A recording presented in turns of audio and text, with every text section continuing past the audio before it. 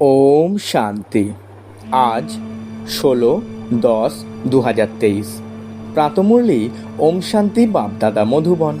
বাবা বলছেন, মিষ্টি বাচ্চারা, জ্ঞানের সুখ 21 পুরুষ পর্যন্ত চলতে থাকে। সে হলো স্বর্গের সদা সুখ। ভক্তিতে তীব্র ভক্তির দ্বারা অল্পকালের ক্ষণভঙ্গুর সুখ পাওয়া যায়।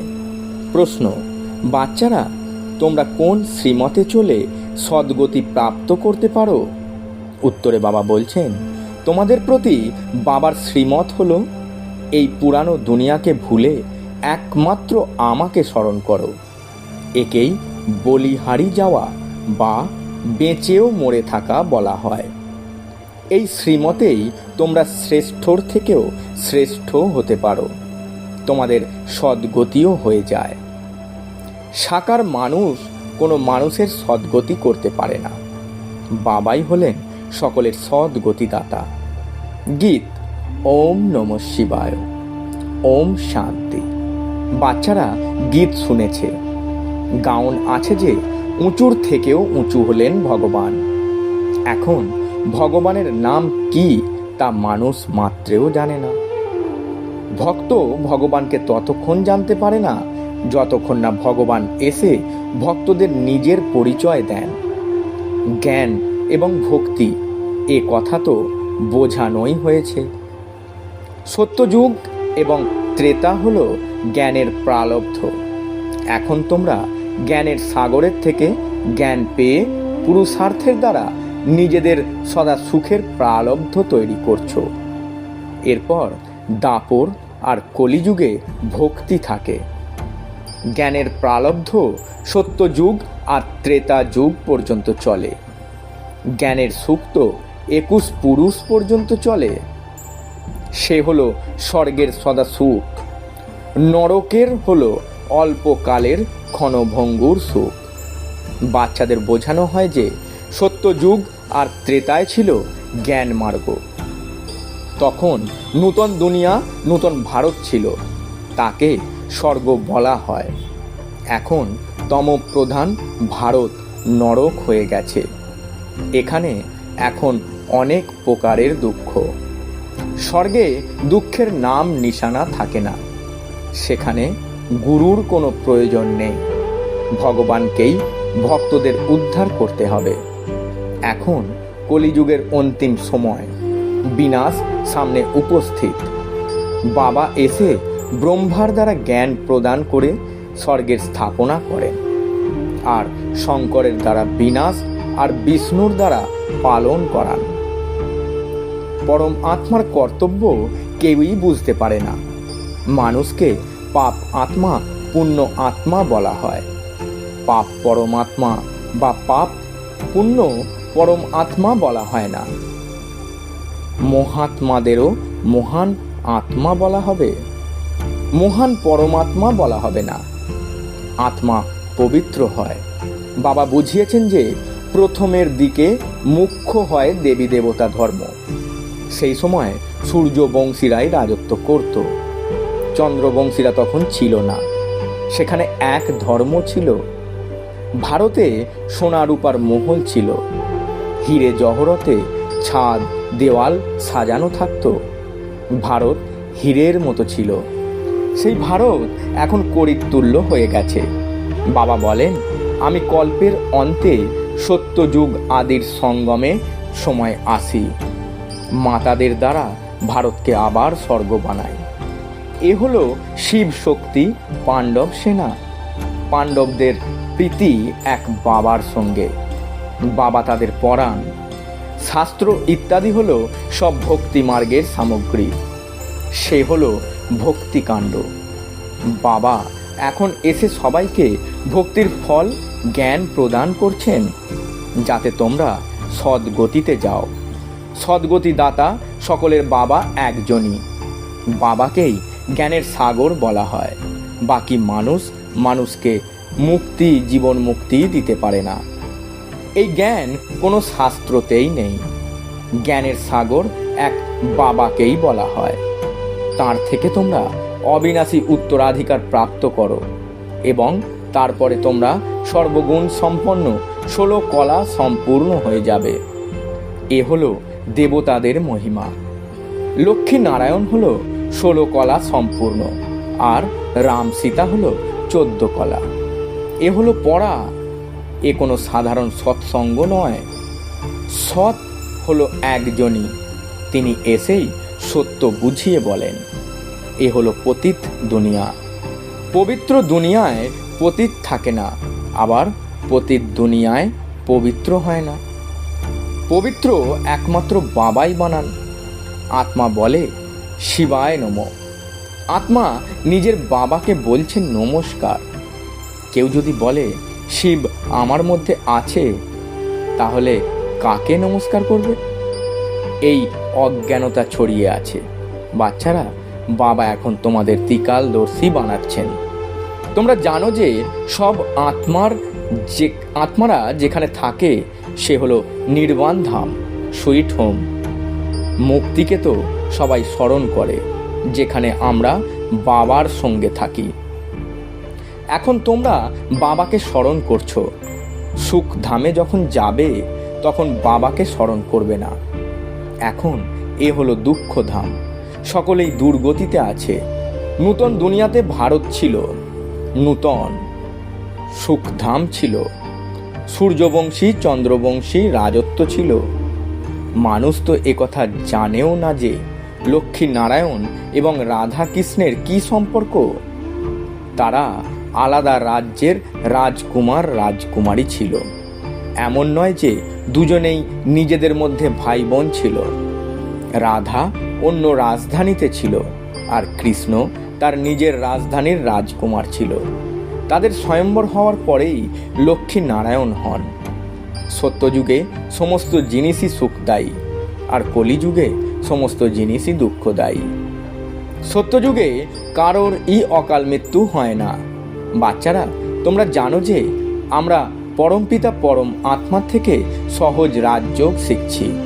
নর থেকে নারায়ণ আর নারী থেকে শ্রী লক্ষ্মী হওয়ার জন্য।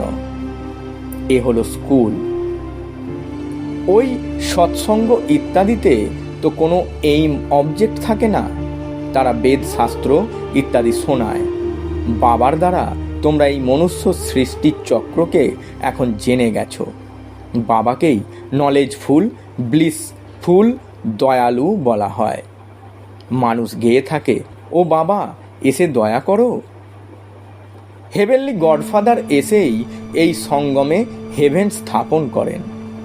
হেভেনে খুব অল্প মানুষ থাকে, বাকি এত সব কোথায় যাবে? বাবা সবাইকে মুক্তি ধামে নিয়ে যান।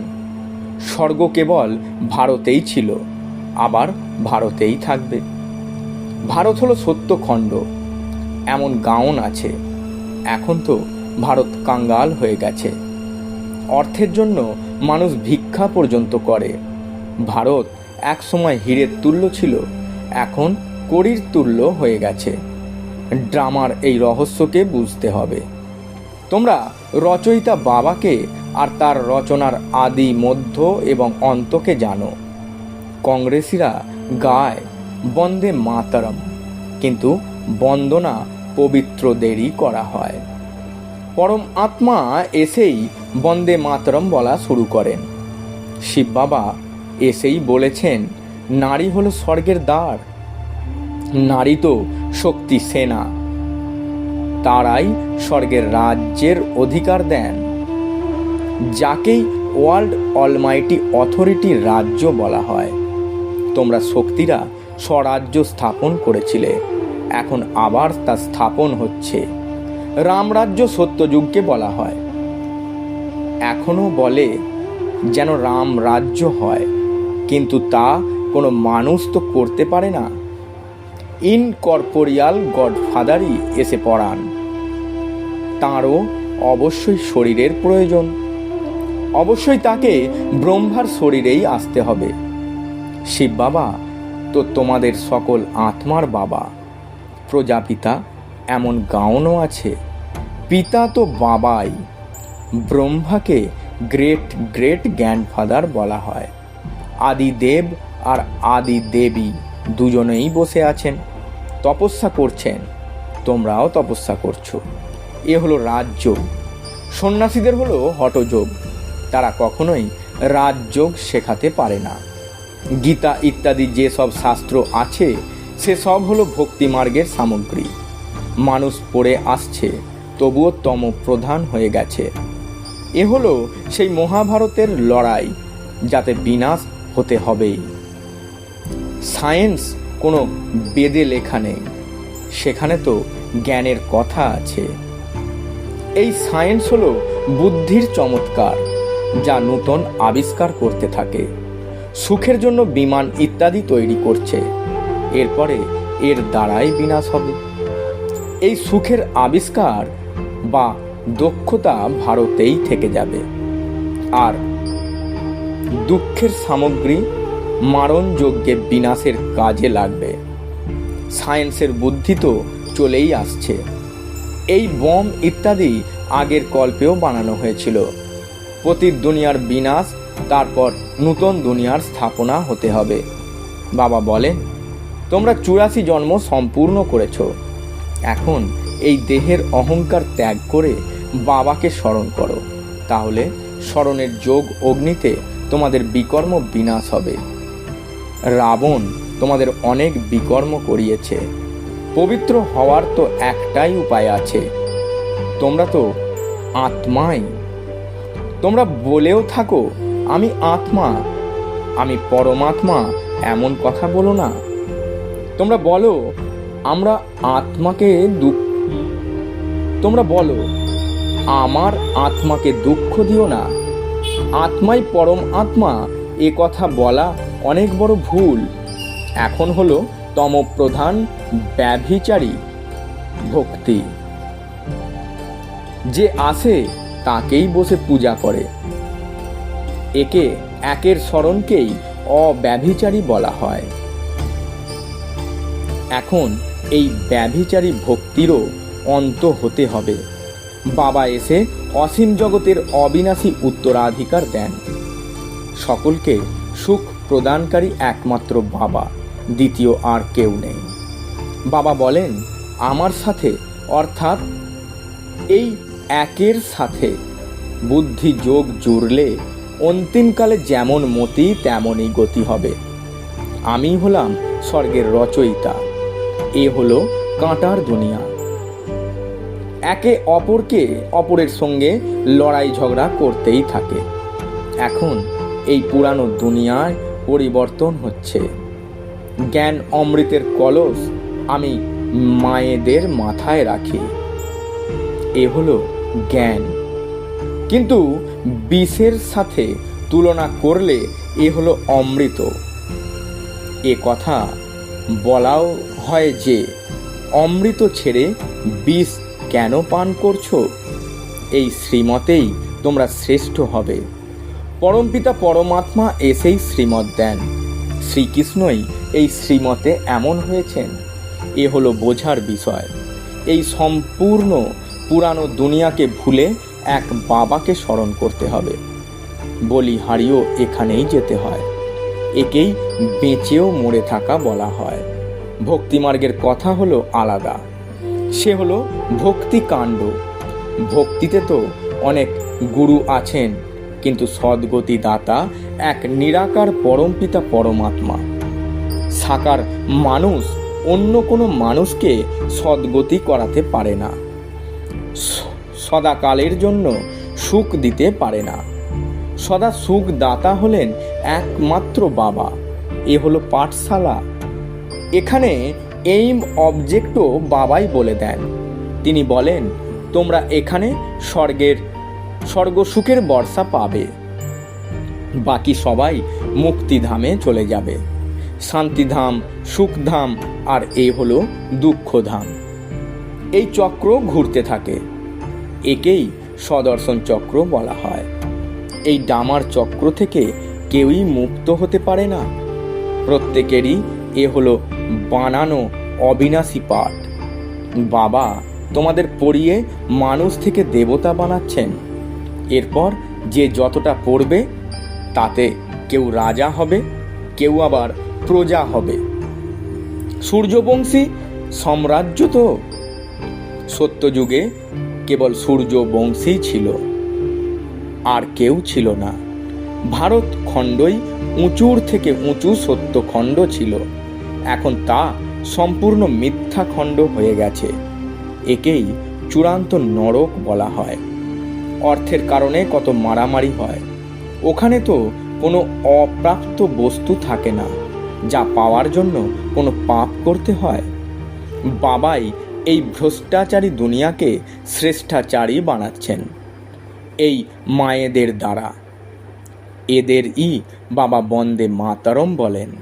সন্ন্যাসীরা বন্দে মাতরম বলে না, তাদের হলো হদের সন্ন্যাস, এ হলো বেহদের সন্ন্যাস।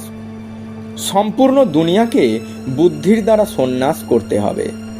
শান্তিধাম সুখধামকে স্মরণ করতে হবে, দুঃখধামকে ভুলে যেতে হবে।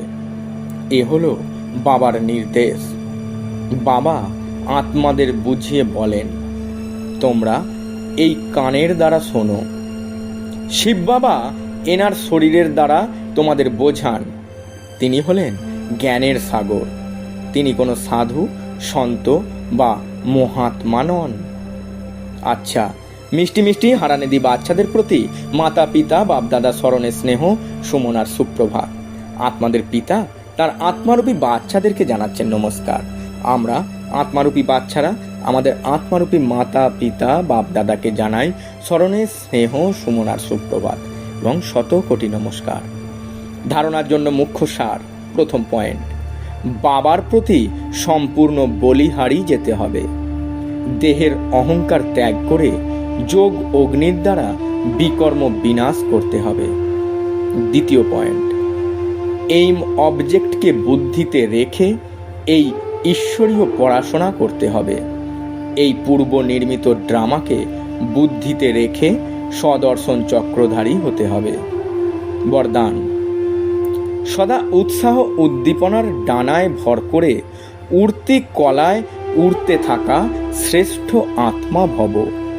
ব্যাখ্যায় বাবা বলছেন, জ্ঞান যোগের সাথে সাথে সকল সময় সকল কর্মে প্রতিদিন নূতন উৎসাহ উদ্দীপনা বজায় থাকে। এটাই হলো মূর্তি কলার আধার। যেমন কার্যই হোক না কেন, ঝাড় মোচ করা হোক, বাসন মাজা হোক, যে কোনো সাধারণ কর্মই হোক না কেন, তাতেও উৎসাহ উদ্দীপনা যাতে ন্যাচারাল আর নিরন্তর থাকে। উড়তি কলায় যারা থাকে সেই সব শ্রেষ্ঠ আত্মা উৎসাহ উদ্দীপনার ডানায় ভর করে সদা উড়তে থাকবে। তারা কখনো কনফিউজ হয় না। ছোট ছোট বিষয়ে বা কথায় ক্লান্ত হয়ে তারা থেমে যায় না। স্লোগান, যে নির্মাণ চিত্ত অক্লান্ত এবং সদা জাগ্রত জ্যোতি, সেই হলো বিশ্ব কল্যাণকারী। ওম শান্তি। নমস্কার।